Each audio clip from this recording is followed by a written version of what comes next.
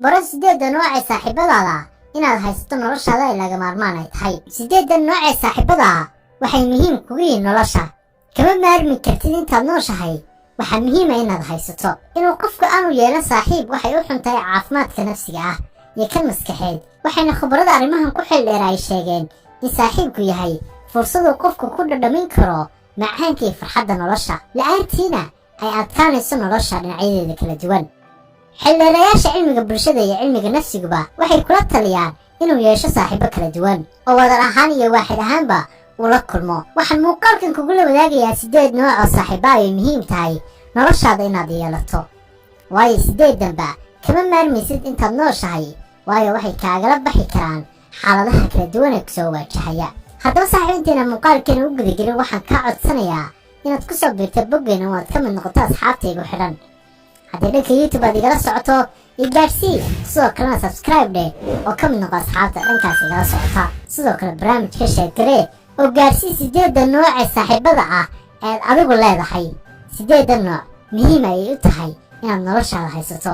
saaxiibka ugu wanaagsan ee daacadda ah. mararka qaarkood saaxiibkaaga ugu wanaagsan ee daacadda ahi waa sababta keliyaad maskaxdaada fiyoobada ku ilaasho karto. qof kasta wuxuu u baahan yahay saaxiib aan xakameeyo naqdi badnayn, wax kastood la timaadana taageera. saaxiibka noocanihi waa saaxiibka wax kasta u yeela muuqaal aad u qurux badan oo wanaagsan, xitaa iyadoona sidaas oo dhan aanay wanaagsaneen arrimaha qaar. waa qof og sirtaada xun haddana weli ku jecel, waa aanay saameyn ku yeelanin saaxiibtinimada uu ku hayay. saaxiibaan baqin. waxaan ku noolnahay duni ballaaran, way jiraan meelo badan oo la tegi karo, dad badan oo la baran karo, iyo waa aragnimo badan oo la kororsan karo. iyadoo ay saas tahayna haddana qaar badan oo inaga madahi waxay ku dheggan yihiin noloshooda joogtada ah oo ma jecla isbedbedelka. dhammaanteen waxaynu u baahan nahay saaxiib bannaanka inooga soo tuura dhufaysyada nolosha oo ina bara afkaar cusub, dhaqanno cusub, falsafado ka duwan kuwayna hore u dhagaysan jirnay een maqli jirnay. islamarkaana ina bara inay jiraan wax ka duwan intayn caadada ka dhigannay in la qaban karo ama meelo kale oo la tegi karo. saaxiib aad u qalafsan.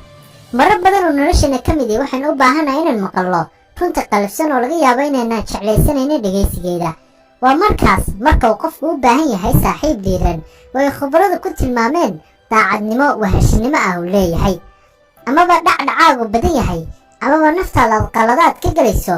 waxay u dhowdahay in dadkoo dhammi ay sheegaan inaad saxan tahay. waa markaad u baahan tahay saaxiib daacadnimadiisu wahashinimo leedahay oo si bahalnimo ah oo qalafsan kugu sheegaya inaad bixiso muraayadaha khiyaaliga ah ee wax kasta cagaarka kaaga dhigaya, iyo inaad joojiso riyal maalmeedkaad mar kasta ku jirto. waa niyo caqli badan. mid ka mid a dadka xikmadaha laga qorayaa wuxuu yidhi, weligaa qofna hoos ha u eegin hadduusan ahayn qof hooseeya oo aad kor u soo qaadayso. haddii noloshaada aad soo geliso ruux maskax badan, firfircoon, hal abuur leh oo diyaar waa inuu ku dhaqmo falsafadan, waxaad tahay qof aad u nasiib badan.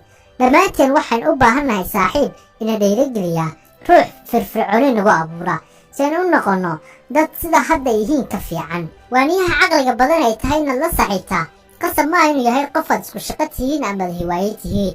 waa keliya qof dhowr tallaabo kaa sarreeya dhinaca fahamka nolosha, xikmad iyo dulqaadna u leh inuu kuga hago toobiyaha saxda ah.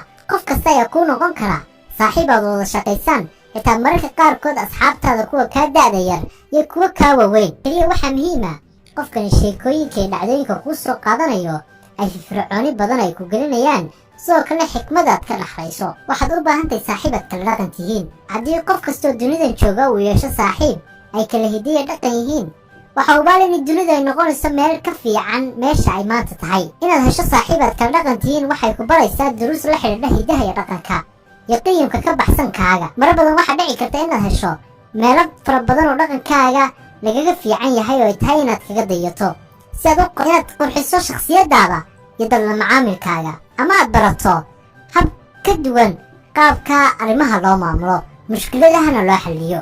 saaxiib fikir kasta kaaga soo horjeesta.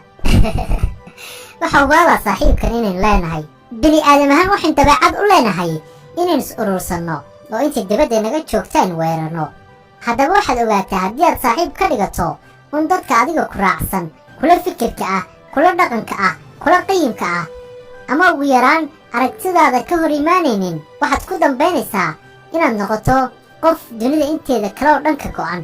waxaad u baahan tahay saaxiib mararka qaarkood afkaartaada ka soo horjeesta, mararka qaarkood ku dhaha kaama soconaysa fikirkani, ma ahan wax suurtagala waxaan aad ka sheekeynayso, sidan ayaa ka wanaagsan, kuguma raacsanay fikirkaas, adiga ayuunbaa sheegaya. sidee bay u dhici kartaa tani waxay kugu dhiirigelinaysaa inaad daliil iyo caddeyn aad la timaado, amaba wax fikir kastoo aad qabto iyo wax kastoo aad ka fikirayso ay noqoto wax caddeynteedii daliilkeeda wadata, amaba doodaada in sidaa lagu jabiyo. waxaad u baahan tahay saaxiib aad derisnimo ku saaxiibteen. waayadan dambe mashquulka adduun iyo sidoo kale guryaha waaweyn ay soo kordheen, dad badan ayaan is aqoonin iyadoo haddana ay sanado fara badan ay isku xaafid ahaayeen. darisku xuquuq ayuu kugu leeyahay, la saaxiib ka warhay oo mar walba noqo qof mar walba doona qofka saxaafadda ku soo biira inaad barato. tani waa mid adiga waajib kuga ah diiniyan iyo dhaqan ahaanba, inaad noqoto qof dariska xiriiriya, sidoo kalena aad ka yeelato saaxiib dhow. yeelo saaxiib shaqo. ma ogtahay wakhtigaaga 50% saacadahaad soo jeeda inaad la qaadato dadkaad isku meesha ka shaqaysaan. haddaad noqoto qof aan dabeecad lahayn oo qofna fahmaynan, lagama yaabo noloshaadaba inay sii socoto, lagama yaabo inaad shaqooyin fara badan aad qabsato, lagama yaabo inaad fursado badan aad nolosha hesho. la saaxiib asxaabta aad la shaqaynayso, noqo qofka ugu dhow. saaxiib, intaan muuqaalkan muuqaal la mid aan ku kulmi doono, waxaan idin leeyahay nabadgelyo.